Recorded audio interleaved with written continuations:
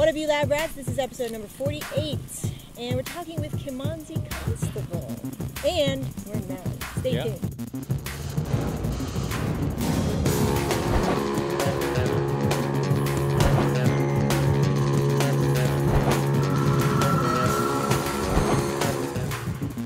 Welcome back to the lab, folks. My name is Megan. I'm Kevin.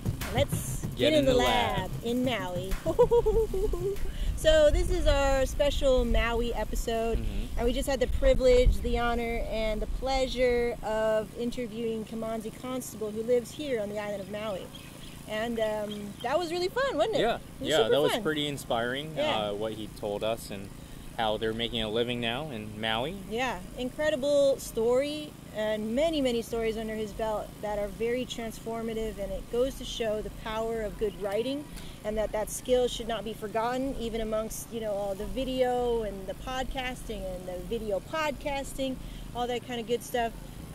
Reminded me to be more vigilant about my writing and to keep developing those skills writing. And anyway, let's go ahead and cut to that interview right now. I kind of get cut off because I wasn't paying attention to whatever. Something happened in the technicality of things, but it'll fade into his interview. But to give you a little bit of background about Kimanzi, I'll link all of his stuff up in the show notes below. But he's primarily a writer, but he's become kind of a master at branding himself and exposing himself in the blogosphere.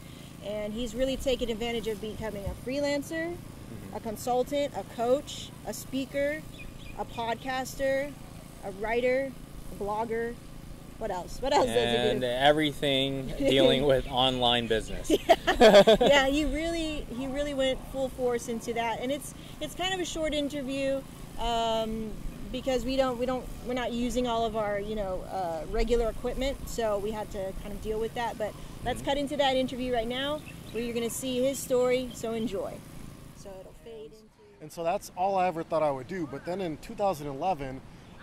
Things were bad. I was 180 grand in debt. Yeah. I just hated the job. My wife and I, who Kevin and Megan have met, we were having problems just because of all the money. And at that point, I wanted to journal everything that was going on because I didn't feel like I could talk to anybody at work. Yeah. And so I started this journal, and throughout the summer, I just kept adding to this journal. And so at the end of that summer, I looked down, I'm like, wow, this is like a lot of material. Yeah. And I didn't know what I could do with it. So I just kind of checked that away, and I ran across the story of a woman who had self-published her books. And she's from Minnesota, so it was a neighbor of mine in Wisconsin. Yeah. And she had sold 1 million copies of those books, self-published. She didn't have a big audience. She didn't have a big following, nothing. She did it all on her own. Wow. And I thought, man, if she could do that, why couldn't I do that? Right. And so I didn't know anything about self-publishing, websites, marketing, any of that stuff, but I knew I wanted to try this. So I paid some people to design a website, to put the book together, to put this together, and I was excited. I self-published my first book in August of 2011, and I thought if I just put it on the internet, that people would see it and they would buy it somehow. Because I thought it's on Amazon, people are going to buy it. So I put the book out there, and it sold nothing. It didn't sell anything. Yeah. Like, nobody knew it was alive. It was ranked like 9 million out of 9 million books. It was a bomb. Yeah. And I mean, I sold 5 copies in the first 6 months. Wow.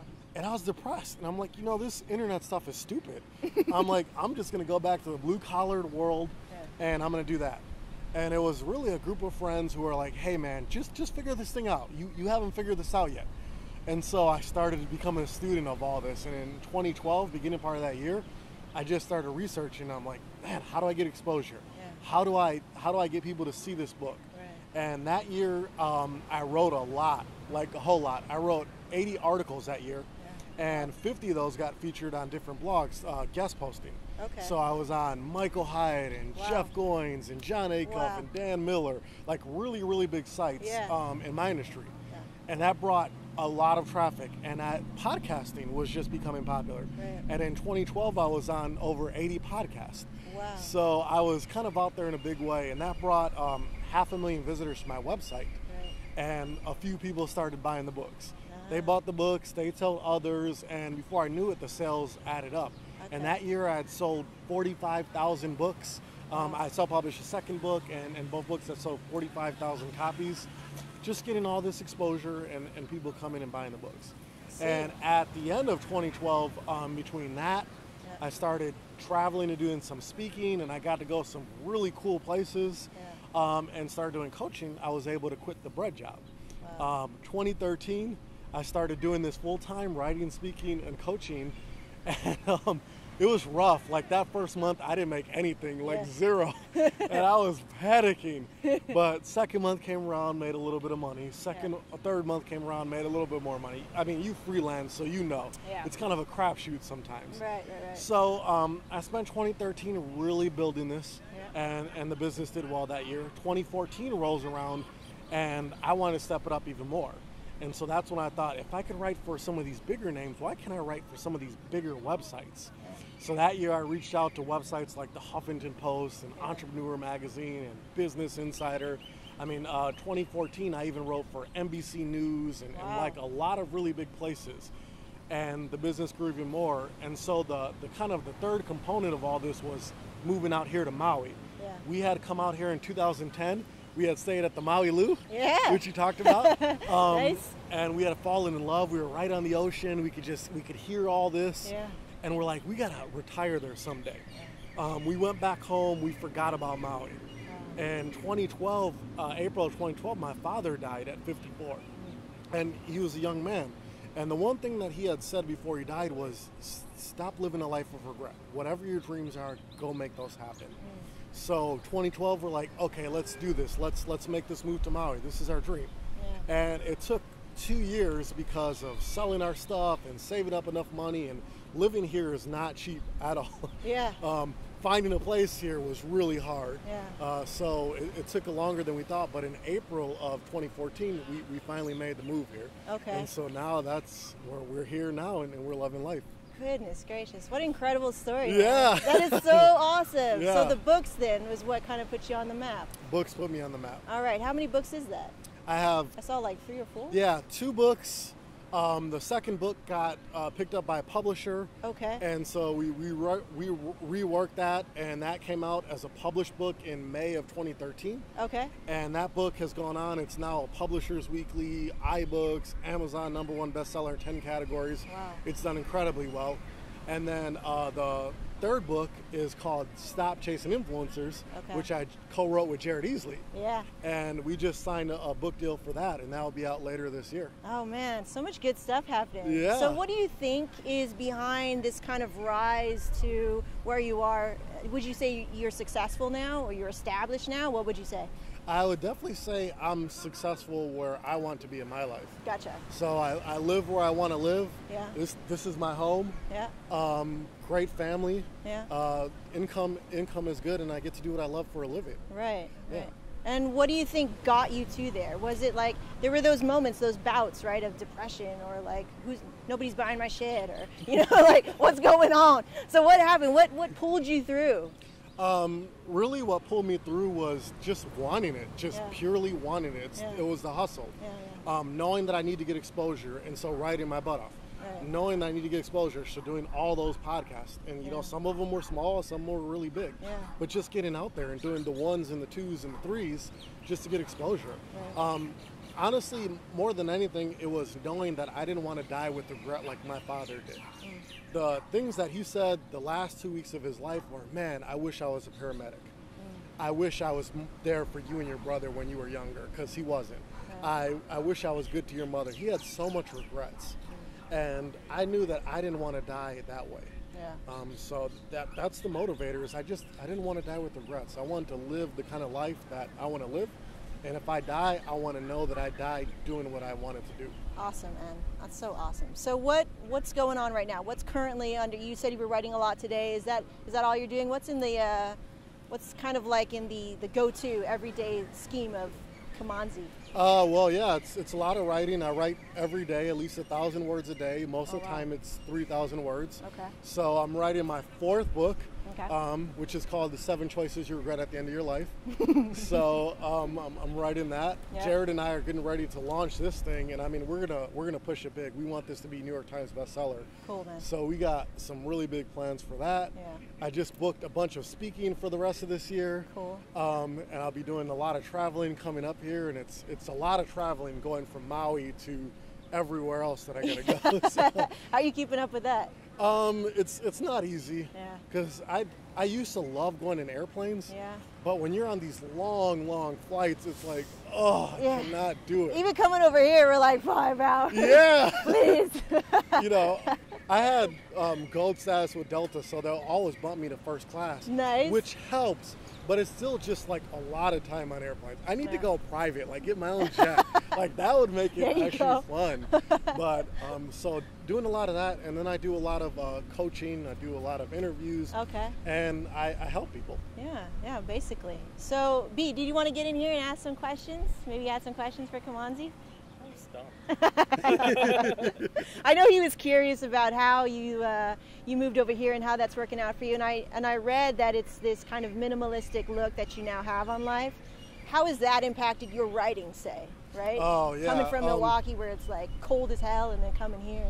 Here, you really, if you can't get adjusted to just like a simple life where you embrace Hawaii, you're not going to make it here. Yeah. If you try to bring the mainland with you, I mean, you can go out here right now and probably on one of these cars see somebody where it says, I don't give a shit how you do it in the mainland. You're not there anymore. Yeah. You know, so if you don't embrace Hawaii, you're not going to make it here. A simplistic way. So when I got here, I was here for 3 weeks in February. Yeah. February 18th would have been the 1-year anniversary of me coming here on my own trying to find a place. And I couldn't find anything.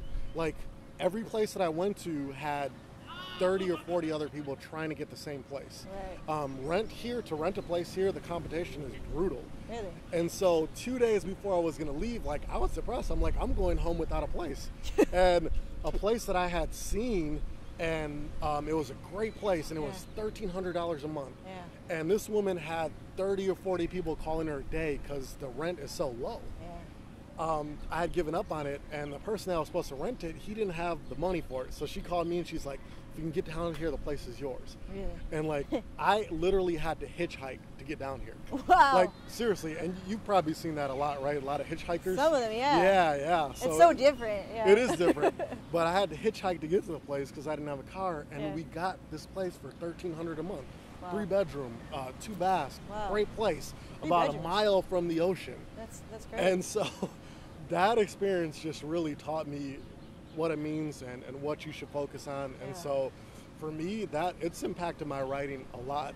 I look at that experience, I look at life here, and it puts it all into perspective for me. Awesome, man. Okay, so as we wrap up here a little bit, I tell our viewers to create content with heart, and I could tell a lot of your content bleeds, like James Altucher said, right? He's like, if it doesn't bleed, don't hit publish.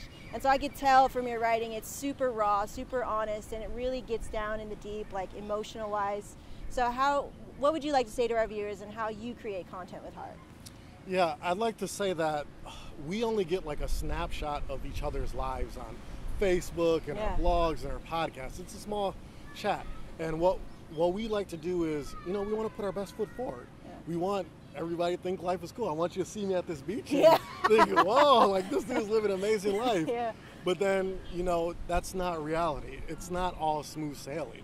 And so I try to give an honest picture as I can of people, because I don't want them to think you can come and move to Hawaii or you can just quit your job and start writing for a living, because that's not realistic.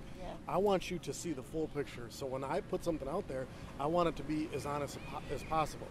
And people respond to that because all we see is kind of the fake, phony, I'm an expert, I'm a guru, I live this great lifestyle. That's all we see. And so when you are honest and you just put yourself out there, that stands out even more.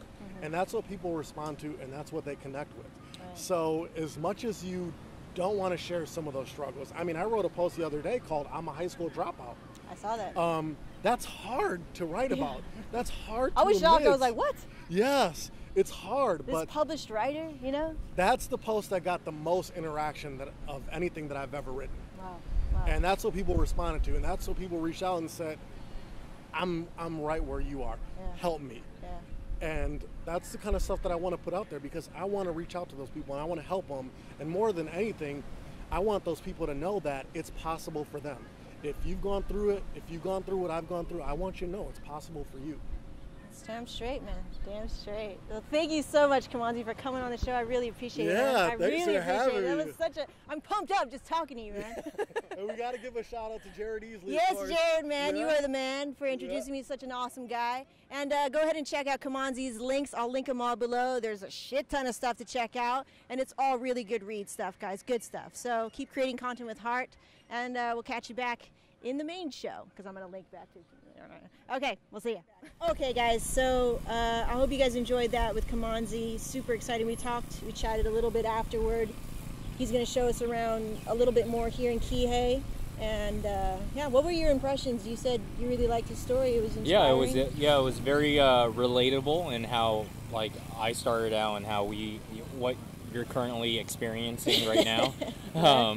But yeah, it was definitely relatable, and the struggles and how you have to maintain focus even though you're struggling, and know what you want and just keep on hustling to get to your goals. Right. Yeah, that was the most important thing. There's no trick, right? There's no trick to becoming successful. It's how much do you want it, right? Yeah, there's no shortcuts to anything. Right. You just, want it. Yeah. And it has to match your lifestyle, and everyone that... his family that was following him around from Wisconsin, and then they just packed their bags and moved to Maui because they didn't want to regret anything in their life. So really, that was the biggest thing that he was talking about, was not regretting. And so and that's where I could relate, is because a lot of growing up with my mom, and she's like, do what you love, like. You don't want to be in your 30s or your mid-40s regretting that, you had the potential of doing this type of business, but you didn't do it. Yeah. So, it's best that we're living our life right now, and I'm doing what I love, and Megan's doing what she loves, so, So I think, it's all about, for us in this episode, make sure this doesn't fall, the only way that you're going to get to where you want is to want it.